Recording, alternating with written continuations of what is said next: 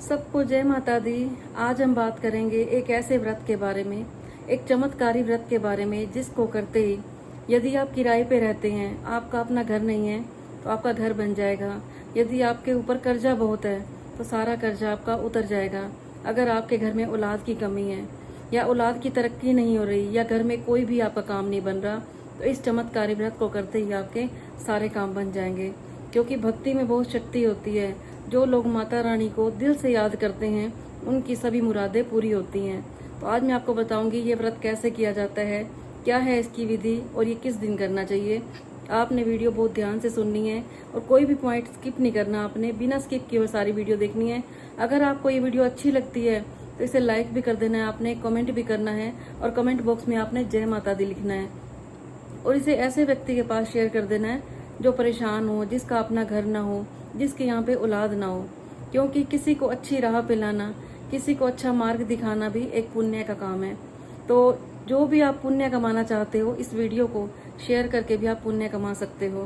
तो शुरुआत करते हैं हम। सबसे पहले आपको करना क्या है, ये जो व्रत है इस व्रत का नाम है वैभव लक्ष्मी, धन वैभव लक्ष्मी, जिसका नाम ही है धन वैभव लक्ष्मी।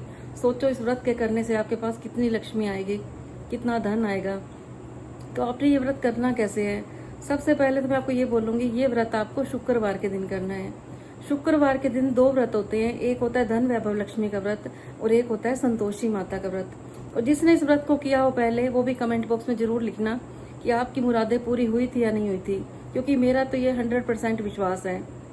मैंने ये आजमा रखा है और मैंने जिसको भी इस व्रत के बारे में बताया है उनकी सारी मुरादें पूरी हुई हैं। अगर आपकी मुराद पूरी हुई है तो आपने कमेंट बॉक्स में जरूर लिखना है कि मेरा घर बना है, मेरे यहाँ पे औलाद हुई इस व्रत को करके। ठीक है, तो आपने जय माता दी भी जरूर लिखना है और यही लिखना है कि हमारी सारी मुरादें पूरी हो रही हैं। आपने शुक्रवार के दिन से इस व्रत को करना है। आपने सुबह ही आपने नहा धो के अच्छी तरह से सारा दिन आपने अपने मन में जय माता दी बोलते रहना है। कोई भी ऐसी बात नहीं करनी जिससे माता रानी नाराज हो जाए। सारा दिन आपके मन में जय माता दी चलता ही रहे। इस दिन आपने ब्लैक और ब्लू कलर के कपड़े नहीं डालने। एक यही व्रत है जिसकी पूजा शाम को होती है। इस व्रत की पूजा हमें शाम को 4 बजे के बाद करनी चाहिए। 5 बजे भी कर सकते हो आप, 6 बजे भी कर सकते हो। आपने ब्लैक और ब्लू कलर के कपड़े नहीं डालने। इस दिन हो सके तो आपको पिंक कलर के कपड़े डालने हैं और रेड कलर के डालने हैं। क्योंकि लक्ष्मी मैया का 2 ही कलर होते हैं, एक रेड और एक पिंक। तो जैसे लक्ष्मी मैया श्रृंगार करती है, आपको वैसे ही श्रृंगार करना है।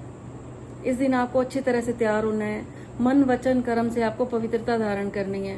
मैं तो सबको यही बोलूंगी, आप कोई भी व्रत रखते हो तो एक दिन पहले से ही आपने पवित्रता का ध्यान रखना है।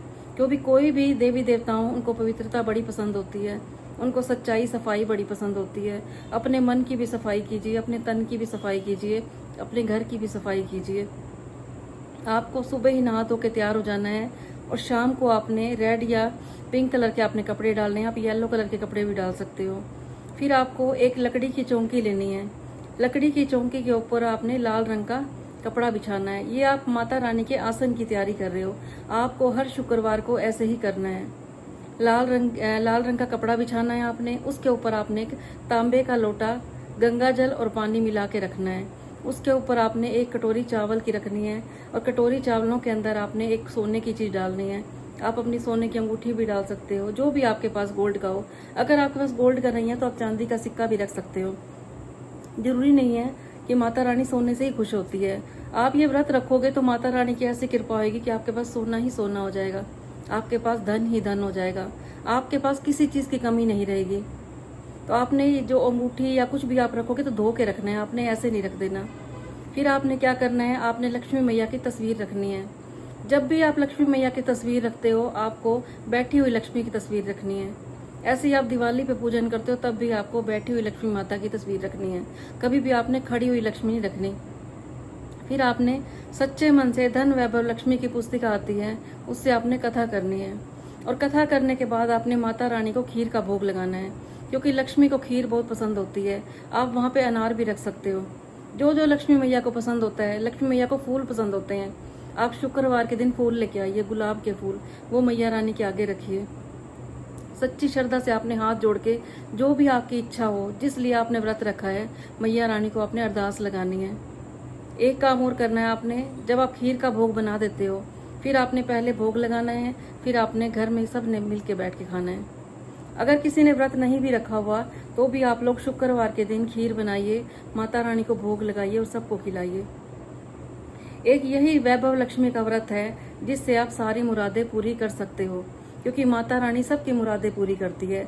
बस मैया रानी श्रद्धा देखती है, विश्वास देखती है कि आपको कितना विश्वास है। अब आप ये पूछोगे कि ये व्रत हमें करने कितने हैं, ये भी आपकी श्रद्धा के ऊपर है। आप 11 व्रत रखिए, आप 21 व्रत रखिए, आप 51 व्रत रखिए। मुझे तो इतना विश्वास है कि आप अगर 21 व्रत रख लेते हो तो 21 व्रत के बीच में ही आपकी मुरादें पूरी हो जाएंगी। माता रानी इतना चमत्कार करती है। तो आप ऐसे ही व्रत रखिए। फिर आपने उद्यापन करना है। जब आपके व्रत पूरे हो जाएंगे, 11 व्रत होते हैं, 21 होते हैं, 31 होते हैं, तो आपने करना क्या है, 7 सुहागन स्त्रियों को बुलाना है। उन्हें आपने श्रृंगार का सम्मान देना है। एक बात याद रखना, आपने किसी ने भी उन सुहागन स्त्रियों को पैसे नहीं देने, आपने सिर्फ श्रृंगार की वस्तुएं देनी है। एक एक आपने धन वैभव लक्ष्मी की पुस्तिका उनको देनी है। मैया रानी सबके घर में खुशियां लेके आएगी। बस आप विश्वास रखिए, भक्ति कीजिए, सच्चे मन से आप व्रत रखिए। तो कल फिर मैं आपके पास आऊंगी ऐसे छोटे छोटे उपाय लेके, जिससे आपके जीवन में खुशियां ही खुशियां आएंगी। आप सबको पता है, मैं अपनी जितनी भी वीडियो बनाती हूँ उनमें मैं कोई महंगे रतन के बारे में बात नहीं करती, महंगी पंडितों के पास जाने के लिए नहीं बोलती, वह महंगी पूजा करवाओ पंडितों से। आपने जो भी करना है अपने घर पे ही करना है, क्योंकि आपके किस्मत की चाबी आपके हाथ में ही है। और एक बात और आपने याद रखना है, इस दिन आपने किसी की भी निंदा चुगली नहीं करनी।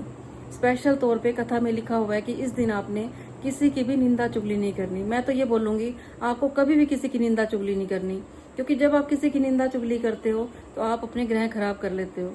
फिर आप जितने मर्जी दान पुण्य कर लीजिए, जितने मर्जी आप पाठ कर लीजिए, अपना दिल साफ रखिए, लोगों के लिए अच्छा सोचिए, अपने लिए भी अच्छा सोचिए। जैसा आप सोचोगे आपके साथ वैसा ही होता जाएगा। तो कल फिर मैं आपसे मिलूंगी अच्छी सी बातें लेके, अच्छी सच्ची बातें लेके, अच्छे टिप्स लेके। तब तक के लिए सबको जय माता दी।